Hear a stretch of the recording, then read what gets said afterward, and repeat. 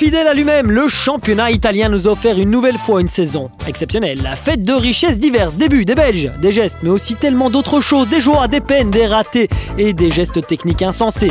Une multitude de cadeaux qui nous rappellent qu'en Italie, comme nulle part ailleurs, le spectacle est un véritable show, comme ce geste du joueur le plus talentueux. Intrinsèquement et mathématiquement, avec 25 buts marqués, Zlatan Ibrahimovic termine meilleur buteur du calcio.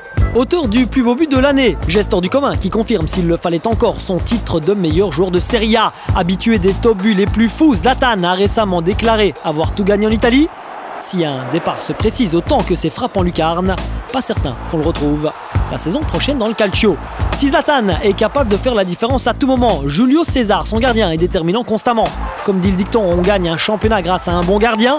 Et Julio César est celui-là, gardien aussi impressionnant de qualité que d'humilité, le gardien brésilien titulaire est imbattable. Et pourtant, il n'a pas toujours été aidé par sa défense, souvent modifiée dans l'axe, mais jamais sur le côté droit. Et pour cause, Maicon est tout simplement trop fort. L'ancien monégasque Maicon totalise des stats personnels de fou. Un peu comme leur coach, monsieur José Mourinho, véritable homme à trophée au pluriel, à peine arrivé à Milan, il offrait la Supercoupe d'Italie aux tifosi. 9 mois plus tard, sans réelle opposition, il engrange son 5e titre de champion, 2 au Portugal, 2 en Angleterre et le premier en Italie, le 4e consécutif pour le club de l'Inter. Bien que parfois chanceux, on ne peut pas parler de suspense dans un calcio qui patiente le retour des concurrents historiques tels que la Juve et l'AC, pas assez régulier pour mettre les Nerazzurri en danger. José Mourinho a en tout cas imposé sa griffe, parfois même dans le visage de l'entraîneur adverse. Un Mourinho plus discret mais toujours aussi efficace.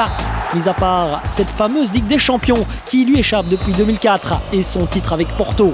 Éliminé par Man U en 8e, l'Inter n'a pas su faire mieux que l'ensemble des représentants italiens dans la plus belle des compétitions. Avec 3 défaites en 8 matchs de Ligue des Champions, l'Inter n'était pas prêt pour ce trophée-là. Quel contraste avec la balade de santé en Serie A. 31 journées sur 38 à la première place, l'Inter est un champion, incontesté depuis 4 saisons, avec parfois le brin de réussite qui conforte le plus fort et dégoûte ceux qui sont derrière.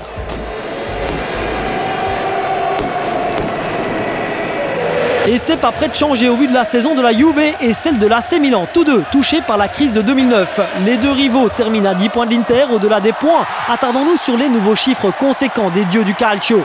250e but de Del Piero qui, comme un clin d'œil, tombe sur phase arrêtée.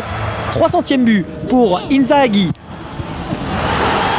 Ou encore les adieux de joueurs de légende comme Pavel Nedved et Monsieur Maldini fils.